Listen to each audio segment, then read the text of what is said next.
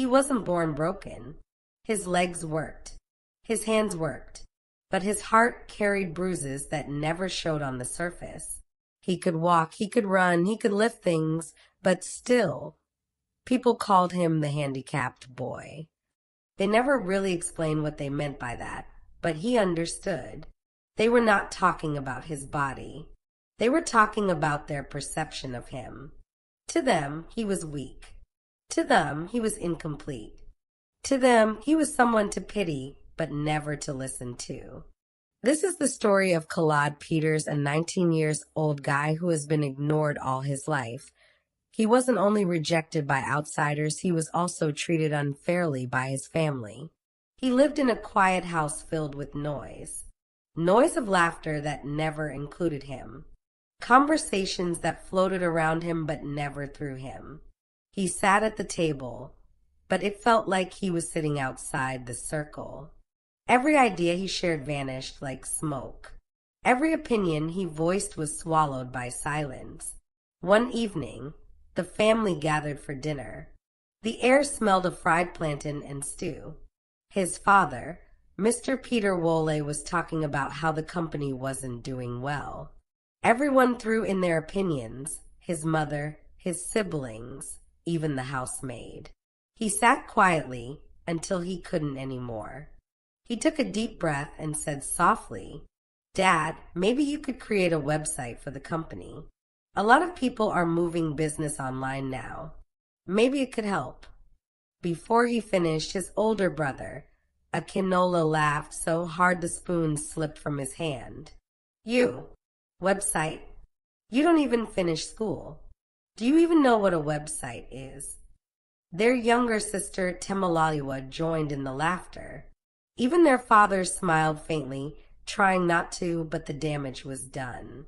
Mrs. Bimbo, his mother, sighed and said gently, "Sweetheart, just focus on something else. Let's not waste your father's time with such talk." Kolade stared at them, his lips trembling. The laughter faded, replaced by the sound of his heart breaking. Quietly, but deeply, he forced a smile and whispered, "I'm sorry.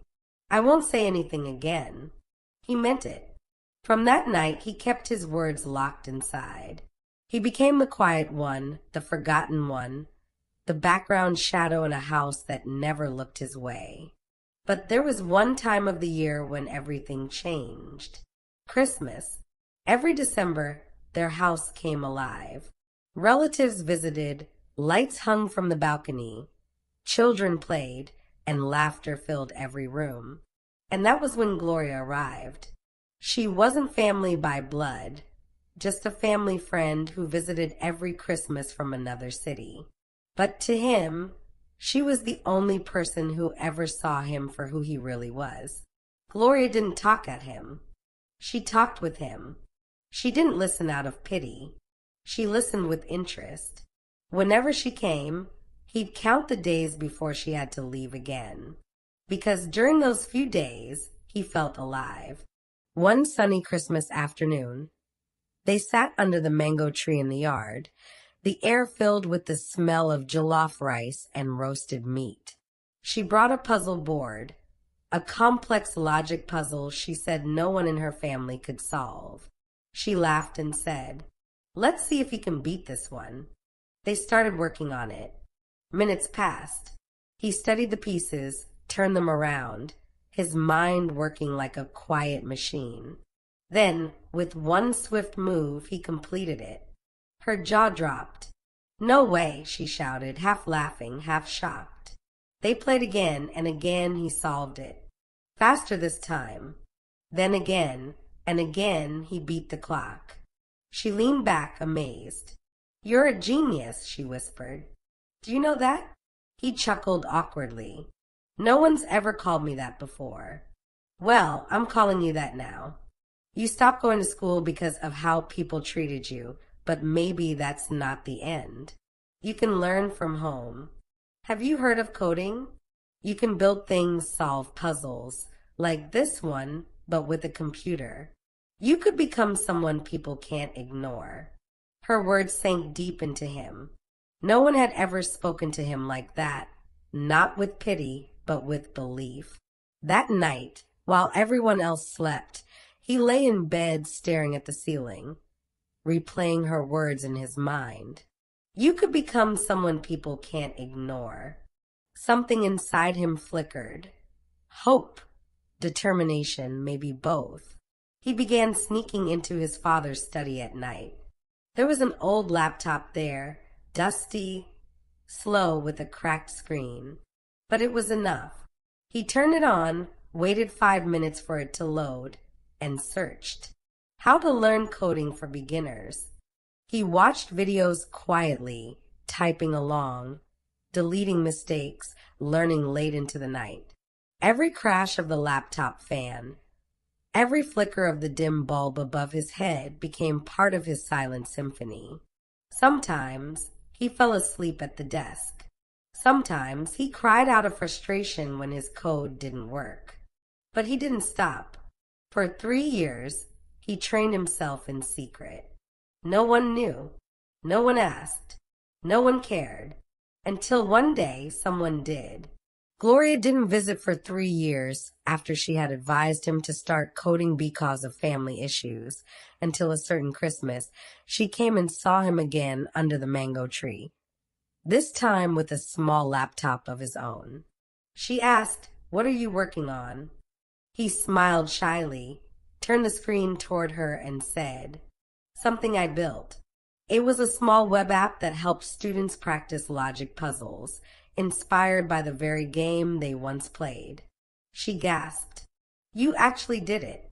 He nodded. "You told me to learn, so I did." She hugged him tightly. That was the moment he decided he would never stop building. "I have something for you," Kolade turned the laptop to her and ran a code that says, "I love you, Gloria." He paused to look at her expression, but there wasn't any reaction. He clicked on the next page that says, "Will you be my girlfriend?" Gloria blinked and smiled. "Yes, it will be an honor to be your girlfriend." By 23, the boy everyone ignored had become a name the tech world couldn't stop talking about. He freelanced for international clients, built software for schools, designed apps for companies. People who once mocked him now asked for his help. And every time someone said thank you, a quiet smile crossed his face, not of pride, but of peace. He had proven to himself that he was not a mistake. Then came the day that changed everything again, but this time for his family. His father's company, the same one he once tried to help, had fallen into debt. Contracts lost, clients gone, reputation ruined. The stress aged his father overnight. He stopped eating. He stopped sleeping. One afternoon, he called a family meeting and said quietly, "I'm selling the company." The room fell silent. No one argued. No one had a solution. But deep down, he had one. Kolade contacted the company's lawyer and asked for the sale documents.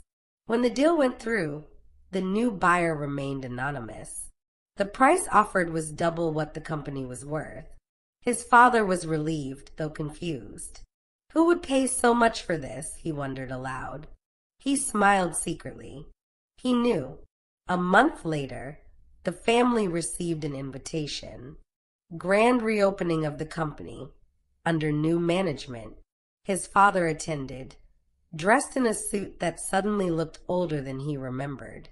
His mother held his arm, trying to be supportive but nervous. Reporters filled the hall. Cameras flashed.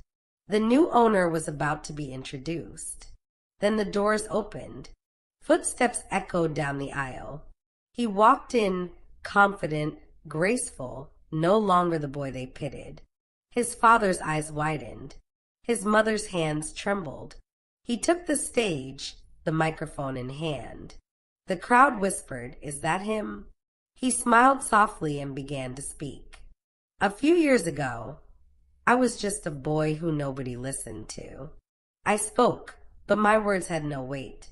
I tried, but my efforts were invisible.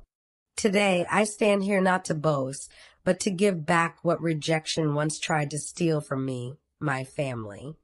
He turned toward his father, eyes shining. This company belongs to you again, Dad. Paid in full. The room erupted in gasps. His father froze, then broke down completely. He walked to his son and hugged him tightly, sobbing. Forgive me, son. I was blind. You became everything I prayed for. Tears streamed down their faces as cameras clicked. It wasn't just a business moment. It was a miracle of love and redemption. That night at the grand opening gala, he was asked to give a speech. The crowd quieted, lights dimmed, cameras focused on him. He took a deep breath and began. When I was younger, I used to think being different was a curse, but now I know it was a gift. It pushed me to places I would never have reached if life had been easy. He paused, his eyes scanning the crowd until they landed on a familiar face. Gloria. Her eyes glistened with tears, her smile proud and warm. He smiled back and said, I owe my success to one person who believed in me when the world didn't. Someone who told me I was a genius when I thought I was worthless. Her name is Gloria. And today, she's not just my greatest supporter. She's my wife. The audience rose to their feet, clapping, cheering, crying. He walked off the stage and took her hand. They stood together, the boy who once hid in shadows and the woman who saw his light. And as they looked out at the crowd, the truth was clear. He was never the handicapped one. The people who refused to see his worth were. Because sometimes the stone that everyone rejects becomes the cornerstone of the whole house. Never look down on anyone, because the one you ignore today might be the one who saves you tomorrow.